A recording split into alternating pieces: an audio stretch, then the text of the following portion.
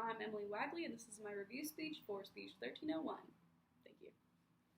I'm sure everyone here knows that one kid who picked up a rock outside of school right before show and tell and told the whole class this intricate and ridiculous story of what it means to them. Well, today, I'm going to be that kid. Except it's not a rock I found outside of the school. It's a crystal I actually found in the Atlantic Ocean. I learned many lessons through this little rock, and I'd like to share them with you. So, here we have this salt crystal, and it has a deep connection to me because of a woman who is no longer here with us. On October 23rd, 2019, at 1:42 p.m., a woman by the name of Cherie Roniker chose to exit this world via medically assisted suicide. And today, I'll be sharing with you what Cherie had meant to me and what the aftermath of her death was like. She had been battling multiple myeloma for over 7 years, and she was content with what she had done with the world. Cherie was my best friend's mom, and even though I'd only known her for 9 months, she became my mom when I didn't have one. She taught me unconditional love and how to be patient. She taught me to listen to what other people have to say and take in their wisdom. But most of all, she taught me to be kind. Cherie was the kindest and most thoughtful woman I've ever met. And even though she was born into an unfair life and body, she never lost that smile on her face. Every time I look at my best friend or meet somebody that she knew, I see Cherie's face and spirit, and I remember that she's not completely gone. She lives inside of everyone that's ever met her. Anyways, back to the rock. This is just one of a few weird experiences I had after she died. As I was leaving my high school, about 30 minutes after her death, I saw something shiny at my feet, and naturally, I bent down and I picked it up, and believe it or not, it was a piece of metal in the shape of a C, which is the first letter of her name.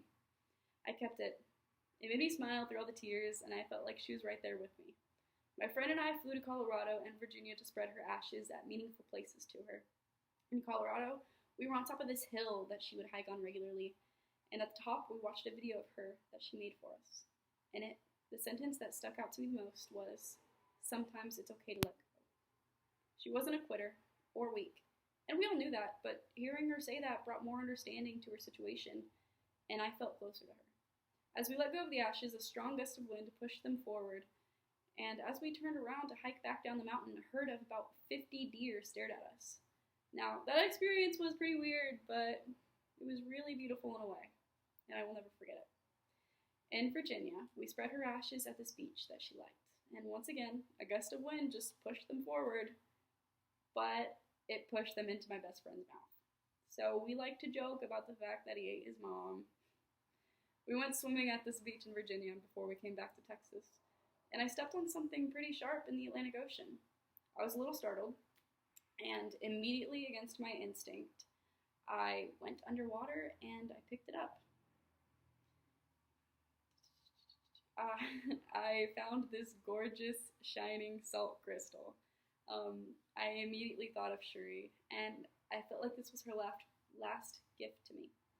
After all of the knowledge and emotions she had given me, this was her final goodbye, in the form of crystalline nature.